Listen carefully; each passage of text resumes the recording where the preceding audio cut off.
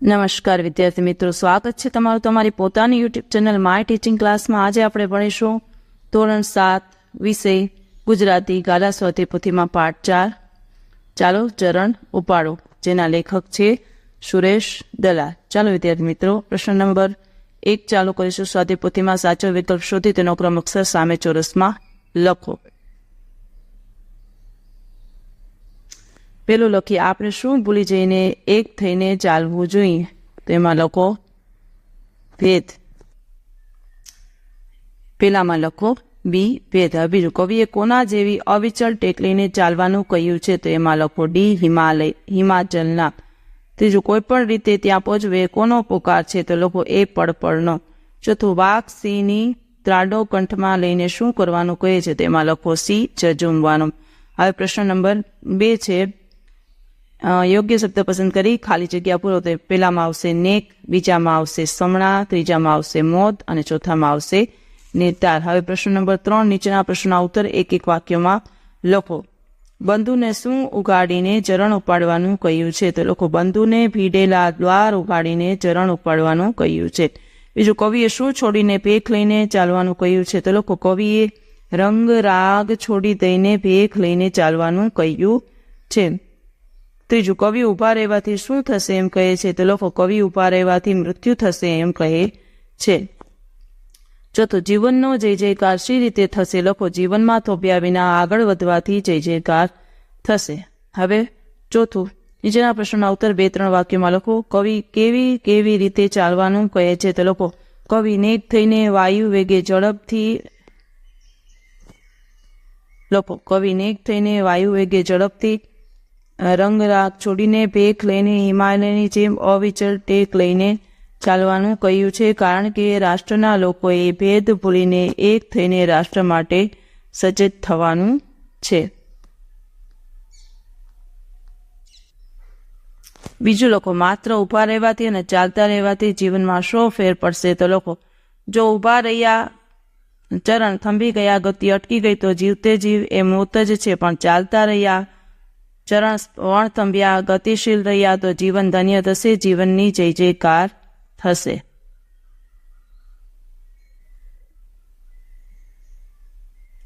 પ્રશ્ન નંબર 5, નીચેના પ્રશ્નના ઉત્તર 4-5 વાક્યોમાં લખો। કવિએ રાષ્ટ્રના લોકોને પડકારોને ઝીલવાનું આહવાન કરતા શું કહ્યું છે? તો લખો કવિએ રાષ્ટ્રના લોકોને પડકારોને ઝીલવાનું આહવાન કરતા કહ્યું છે કે તમે ઊભા રહેશો તો મોત છે અને ચાલતા રહેશો તો જીવનનો જય જયકાર છે।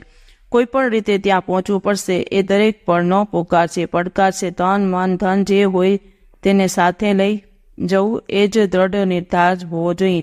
દરેક બુલંદ ગર્જના સાથે વાઘની ત્રાડો એટલે જુસ્સા સાથે પડકારો ઝીલી ઝઝૂમવું જોઈએ। હવે બીજો પ્રશ્ન છે, આ કાવ્ય દ્વારા શું સંદેશો મળે છે? તો લોકો આ કાવ્ય એક શૌર્ય ગીત છે ને એમાં રાષ્ટ્ર માટે સજ્જત થવા લોકોને હાકલ કરવામાં આવી છે। પડકારો ઝીલવાનું એમાં આહવાન છે। ગીત દ્વારા સ્પષ્ટ સંદેશો છે કે રાષ્ટ્ર માટે તન મન કે ધનથી જ્યાં તેનું જે રીતે સમર્પણ કરવું પડે તે કરીને આપણા નિર્ધાર નિશ્ચયને હિમાલયની જેમ અડગ રહીને સિદ્ધ કરવો। ચાલો વિદ્યાર્થી મિત્રો, હવે પ્રશ્ન નંબર 6 છે, કાવ્ય વાંચો અને પ્રશ્નના ઉત્તર લખો। જો વિદ્યાર્થી મિત્રો કાવ્ય વાંચી જાઓ અને પ્રશ્નના ઉત્તર તમે લખો। પેલું છે, રસ્તામાં કેવા સંકટ આવી શકે છે? તો લખો રસ્તામાં કાંટા, કાંકરા, ધોમધકતી રેતી અને ખાડાની ધારે ચાલવા જેવા સંકટો આવી શકે છે। બીજું, સંકટની પરિસ્થિતિમાં શું કરવું જોઈએ? તો લોકો સંકટની પરિસ્થિતિમાં આપણે હિંમતથી હારી જવું ન જોઈએ। ત્રીજું, મુશ્કેલ માર્ગ કાપનારે શી કાળજી રાખવી જોઈએ? તો લોકો મુશ્કેલ માર્ગ કાપનારે સ્વાભિમાનની સ્વાર્થની ભાવના ન રાખવી જોઈએ, તેણે શિસ્ત તેમજ સેવાના માર્ગે ચાલવું જોઈએ।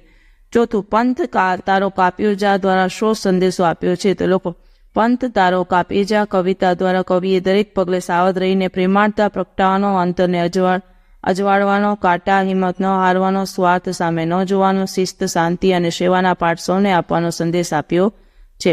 ચલો 7મો પ્રશ્ન, ખાલી જગ્યા પૂરો। પહેલીમાં આવશે અવિરત, બીજીમાં આવશે અવિચલ, ત્રીજામાં આવશે અશક્ય, ચોથીમાં આવશે અશક્ત અને 5મીમાં આવશે અડગ। હવે પ્રશ્ન નંબર 8 જુઓ। નીચે આપેલા શબ્દમાંથી યોગ્ય શબ્દ પસંદ કરીને વાક્ય બનાવો. ચાલો પેલું, શાળામાંથી ક્યારે પ્રવાસે જઈશું. બીજું, મમ્મીના જન્મદિવસે કોણે ભેટ આપી. ત્રીજું, અરવલ્લી કયા રાજ્યનો રાજા છે. ચોથું, પપ્પા પ્રવાસમાંથી મારા માટે શું લઈ આવ્યા. અને પાંચમું, ચિંટુ અને મીનુ ક્યાં ફરવા ગયા. હવે 9મો પ્રશ્ન છે, યોગ્ય શબ્દ મૂકો. પેલામાં આવશે આડો, બીજામાં આવશે ઊંચી, ત્રીજામાં પગલા, ચોથીમાં દોડો, ખાડો અને ડરાવે. પ્રશ્ન નંબર 10 છે, શબ્દ અને તેનો અર્થ વાંચો અને અર્થના આધારે વિકલ્પમાં આપેલા વાક્યમાંથી જે તે સાચા હોય તેની આગળ રાઈટની નિશાની કરો. ચલો, વેગ અને ઝડપ. તો એમાં આવશે ચિત્તો, પૃથ્વી પરનું સૌથી વધુ વેગથી દોડતું પ્રાણી છે. પછી છે બીજું, ભેખ લેવો, કોઈથી પાછળ સર્વસ્વ છોડીને પડવું. ત્રીજું, તારેલી સફળતા મેળવવા તે ભેખ લઈને મહેનત કરી રહ્યો છે. પછી છે જય જયકાર, જીતની ખુશાલીનો પોકાર. જય જયકાર કરતા સરઘસ આગળ વધી રહ્યું હતું. હવે પ્રશ્ન નંબર 4, જોડણી સુધારીને લખો. પેલું દ્વાર, પછી વાયુ, અવિચલ, નિર્ધાર અને સિંહ. 12મો પ્રશ્ન, સમાનાર્થી શબ્દો લખો. બૂમ, ફરિયાદ, રાડ. બૂમ એ ભેદ તો કે તફાવત અને જુદાપણું.